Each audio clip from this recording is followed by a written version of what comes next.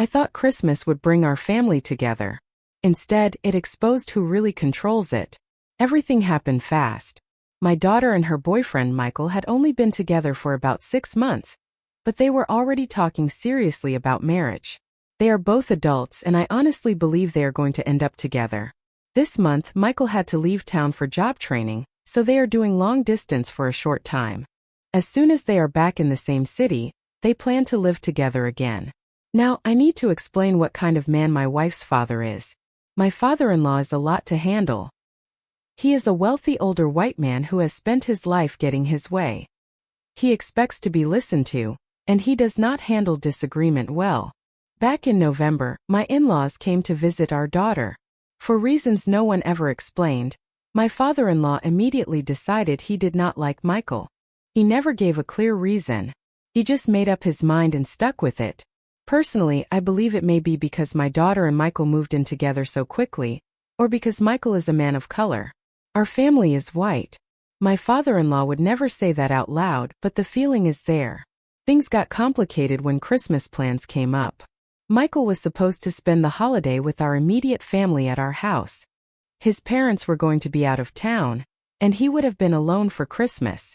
Of course, we invited him to stay with us.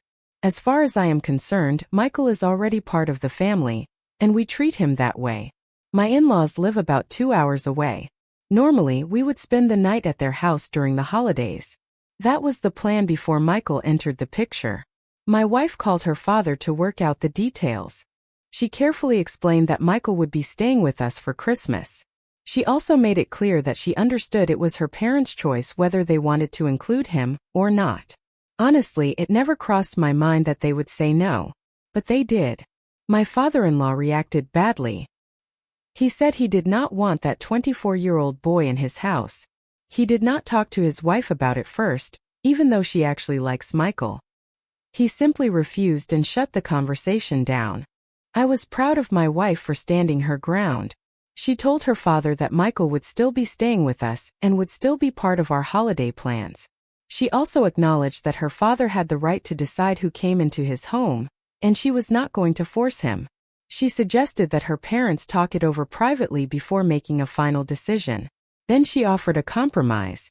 If he truly did not want Michael in his house, maybe we could all meet halfway for lunch or dinner so no one was left out. That suggestion made things worse. My father-in-law became defensive and angry. He said it was his house, his rules, and his decision.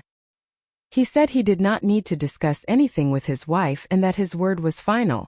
That told me exactly who he is. What makes this even harder for me is that my in-laws are deeply religious Christians. Hearing this kind of rejection during a season that is supposed to be about love and acceptance made me sick. Now I am left with a real problem. I do not know how to handle this with my daughter and with Michael. I am furious and embarrassed by my father-in-law's behavior. Part of me wants to sit my daughter down and tell her exactly what her grandfather said and make it clear that Michael is not welcome in his home. My wife feels differently. She would rather tell our daughter that the overnight visit simply did not work out, so she does not end up angry at her grandparents. I do not agree with that. I believe my daughter deserves the truth, even if it makes her angry. I know it makes me angry. At the same time, these are not my parents. I want to respect my wife and not go behind her back. That is where I am stuck, trying to choose between protecting the truth and protecting the peace. To answer a question that keeps coming up in my own head, no, my wife has not spoken to her mother about this yet. The problem is that my mother-in-law usually supports her husband publicly, even when she privately disagrees with him. I have seen it happen before. She will nod along in front of him, then admit later that she does not feel the same way. I keep hoping she is working on this quietly behind the scenes. Still, because this is my wife's family, I am not comfortable going around her and contacting her mother directly. We have always handled things a certain way in our marriage. Your parents are your responsibility, and my parents are mine. My wife believes she is protecting our daughter by not telling her the full truth. Her plan is to simply say that the overnight visit did not work out. I keep telling her that our daughter is going to ask why. And when that happens, the truth will come out anyway. That is exactly why I want to be honest from the beginning. I should clarify something. My wife and I are married. I just tend to call her my partner out of habit. There is no confusion there. I should also add another detail that complicates things. My father-in-law has a habit of calling my brother-in-law that boy as well, and my brother-in-law is white. Because of that, I am not completely sure whether my father-in-law's dislike of Michael is about race or simply about control and attitude. Either way, it is still unacceptable. Because this situation has gotten so tense, we have already decided that we are not staying overnight at my in-laws' house, even if my father-in-law suddenly changes his mind. The idea of meeting for lunch is still being discussed, but nothing is settled. A couple of days passed and things did not improve. I had several long conversations with my wife, and none of them went well. I explained that I am not comfortable lying by omission. Telling our daughter that plans just did not work out feels dishonest to me. I believe she should be told to ask her grandfather directly why we are not going. My wife still disagrees. She insists she is protecting our daughter's feelings. I keep telling her that what she is really doing is protecting her father, and in my mind that only rewards his behavior. She argues that us skipping the overnight visit is already a consequence for him. Eventually I drew a line. I told her I will not lie to our daughter. If our daughter asks me why we are not going, I will tell her she needs to ask her grandfather. He made this decision and he can explain it himself. While part of me wants to just say outright that her grandfather does not want Michael around, I am not going to do his dirty work for him. I also know this much. I am not okay with our daughter and Michael sitting down for a polite lunch with someone who openly disapproves of Michael. The reason does not even matter anymore. She has the right to know the truth, and my father-in-law has the responsibility to say it himself. Once she knows, she can decide for herself whether she and Michael want to attend anything at all. And to be completely honest, if they choose not to go, then I will not go either. She needs to know that I support her without hesitation. Right now the atmosphere in our house is cold. My wife and I are barely speaking and everything feels tense. I honestly do not know how this is going to end. One more thing happened that I did not expect. I talked to my wife again, and this time the conversation went deeper. I learned that she is far more upset about all of this than I realized. She is angry. Really angry. Not at me but at her father. That surprised me, and it tells me this story is not finished yet. I want to clear something up, because it keeps coming back around in my head. My wife still has not spoken directly to her mother about any of this. The problem is that my mother-in-law almost always backs her husband in public. Behind closed doors, she will sometimes admit she disagrees with him, but she rarely challenges him openly. I keep hoping she is trying to work on him quietly in the background. Still, I do not feel right stepping in myself. This is my wife's family, and we have always lived by a simple rule in our marriage. You deal with your parents and I deal with mine. The main conflict between my wife and me has not gone away. She keeps saying she is protecting our daughter by not telling her the full truth. Her plan is still to say that the overnight visit just did not work out. I keep telling her the same thing over and over. Our daughter is not a child. She is going to ask why. And when she does, everything will come out anyway. That is exactly why I believe honesty matters. I also need to clarify something else. My father-in-law uses the phrase "that boy" when talking about my brother-in-law too, and my brother-in-law is white. That is part of the reason I cannot say for certain whether this situation is about race or about control, ego, or something else entirely. At this point, though, the reason almost does not matter. The behavior itself is the problem. Because of how ugly this has become, we already decided we are not staying overnight at my in-laws' house, even if my father-in-law suddenly changes his mind and pretends everything is fine. The idea of meeting for lunch is still up in the air, but I am not comfortable with it, and neither is my wife. A couple of days passed and I had several more talks with my wife. None of them were easy.